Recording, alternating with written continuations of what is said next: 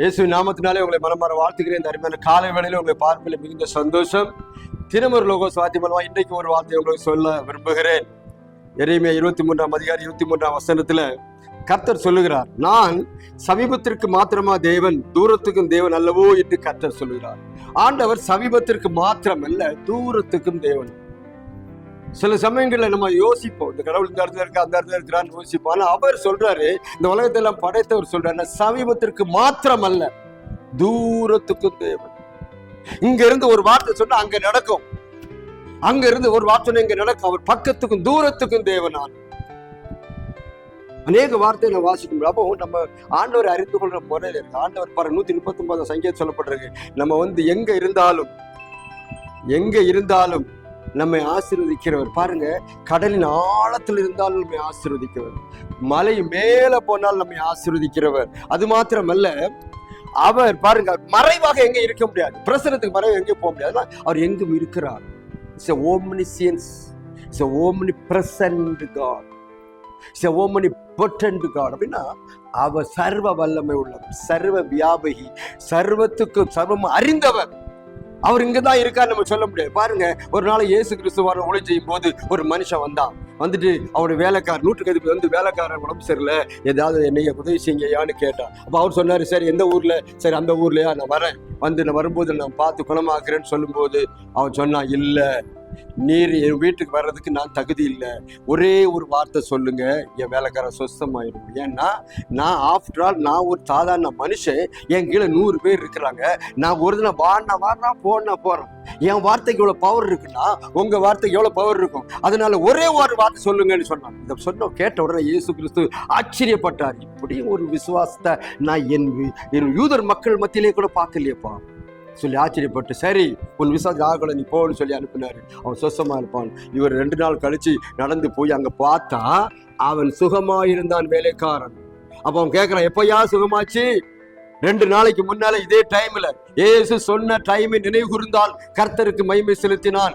அவரால் எல்லாம் ஓடும். அவர் பக்கத்துக்கு தேவன் மாத்திரமல்ல, தூரத்திற்கும் அவர் தேவனான். இன்னைக்கு அநேகர் நினைக்கிறாங்க, நாங்க அந்த இடத்துக்கு நினைச்சுவோம், அந்த இடத்துக்கு வந்துருவோம், வந்து என்ன செய்யறோம், உங்களை நாங்க வந்து பார்க்குறோம்னு சொல்லுவோம். சில டாக்டர்லாம் அங்கங்கே இருக்கிறது போல வந்து பார்க்குறோம்னு சொல்லுவாங்க. அதே போல பார்க்குற காரியம் அல்ல.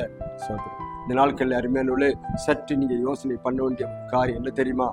ஆண்டவர் பக்கத்துக்கு மாத்திரமல்ல, தூரத்திற்கும் தேவனாய் இருக்கிறபடினாலே அவரை நோக்கி பாருங்க. அவர் எல்லாத்தையும் நீங்க நினைக்கலாம், அந்த கோயில்ல சரிப்பா வேளாங்கண்ணி போனாதான் வேலை நடக்கும், வேளாங்கண்ணி போனா வேலை நடந்துடும், கண்டிப்பா இந்த வருஷம் போயிடணும், ஒரு நேர்ச்ச கடனை செலுத்திட்டோம்னா எல்லாம் சரியாயிரும். சில மேந்துக்கிட்டே இருப்பாங்க. சில ஆட்கள் நான் பார்த்துருக்கேன், பல மைல்கள் நடந்தே போவாங்க. வசனம் சொல்லுது பாருங்க, நீங்க உங்களை வருத்திக்கிறதுனால, கால் நடந்து வருத்திக்கிறதுனால, நீ முட்டிங்கால் சிலவங்க முட்டிங்காலிலே ஏறுவாங்க கோயில்ல. இதெல்லாம் கர்த்தர் விரும்பாத ஒண்ணு. பாருங்க, இருதயத்தை தான் ஆண்டவர் கேட்கிறார். நான் அதை பாருங்க, சில சமயத்துல ஆண்டவர் இருதயத்தை பார்த்தா நீங்க உங்களோட சரீரத்தை பாருங்க. சில அழுகளை குத்திக்குவாங்க, உடம்புல குத்திக்குவாங்க, சில சமயத்துல செருப்பு போடாம நடப்பாங்க, வெயில்ல நடப்பாங்க, பயங்கரமான சாக்ரிஃபைஸல் சரீரத்துல செலுத்துறதுனால கர்த்தரை பிரியப்படுத்த முடியும். நீங்க மனது அளவில இயேசுவே நினைச்சாங்க வந்துடுவார். அவருதான் அப்படிப்பட்ட தேவன். உங்க வாழ்க்கையில அப்படி வருவார், குடும்பத்துல வருவார். இன்றைக்கு எத்தனை தடவைகள் அங்கே இங்கேயும் போயிட்டு வந்திருக்கீங்க, ஒண்ணுமே நடக்கலையா? கர்த்தர் பக்கத்துக்கு இல்ல, தூரத்துக்கும் தேவன். இன்னைக்கு வசனத்தை கேட்டுக்கொண்டிருக்கிற நீங்கள் எவ்வளவு தூரத்தில் இருந்தாலும் உங்க வாழ்க்கையில ஒரு அற்புதத்தை செய்ய வல்லமை உள்ளவர். ஏனென்றால் அவர் எங்கும் நிறைந்திருப்பவர். அவர் எங்க கூப்பிட்டாலும் அங்க வருவார். நீ போக வேண்டிய அவசியம். கடவுளை நம்ம தேடி அங்க போன, அவர் அங்க நம்ம தேடி வந்தவர். சொல்றேன், நம்ம தேடி அவரை கண்டுபிடிக்க முடியாது, அவர் தான் நம்ம தேடி வந்து கொண்டிருக்கிறார். நம்மை தேடி இயேசு வந்தார், நாம தேடி அவரை போக முடியாது, பார்க்கவும் முடியாது. அவர் நமக்கு தரிசனம் கொடுக்க கூடாதுன்னு நினைச்சா யாராலும் பார்க்க முடியாது. அப்படிப்பட்ட ஒரு ஆண்டவர். அவர் சமீபத்திற்கு மாத்திரம், தூரத்திற்கு தேவன். இந்த கால வேளையில ஒரு அற்புதத்தை உங்க வாழ்க்கையில செய்ய வந்திருக்கிறார். நீ அதை பத்தி ஒன்றும் கவலைப்படாதீங்க. ஓ, நாங்க இங்க போனா இது நடக்கும், அந்த போனா அது நடக்கும், அந்த கோயில் அது நடக்கும், இந்த கோயில் அங்க, அந்த மாசத்துல அங்க போகணும், இந்த மாசத்துல, இதெல்லாம் மனுஷன் பண்ணி வச்சிருக்கான். நீங்க எந்த மாசத்துலயும் சரி, எந்த நேரத்திலிருந்து ஆபத்து காலத்தை என்ன நோக்கி கூப்பிடு, நான் உன்னை விடுவிப்பேன், நீ என்னை மகிமைப்படுத்துவாயின்னு சொன்னவன். இன்னைக்கு ஆபத்து வந்துச்சா கூப்பிடு, கர்த்தருடைய ஆசீர்வதிப்பார், உங்க குடும்பத்தை ஆசீர்வதிப்பார், பெரிய மாற்றத்தை கர்த்தர் உண்டாக்குவார். இந்த காலையில் ஒப்பு கொடுப்போமா? ஒப்பு கொடுப்பீங்களா? ஆண்டவரே, நீர் பக்கத்துக்கு தேவன், தூரத்துக்கும் தேவன் தான். அதனால நீர் நான் எங்க தூரமா இருந்தாலும் உம்மை நினைக்கிறேன். தானியேல் புத்தகத்துல வாசிக்கும் போது அவங்க எல்லாரும் நாட்டை விட்டு போயிட்டாங்க. தூரத்துல போயிட்டு அங்க இருந்து ஜெபம் பண்ணாங்க.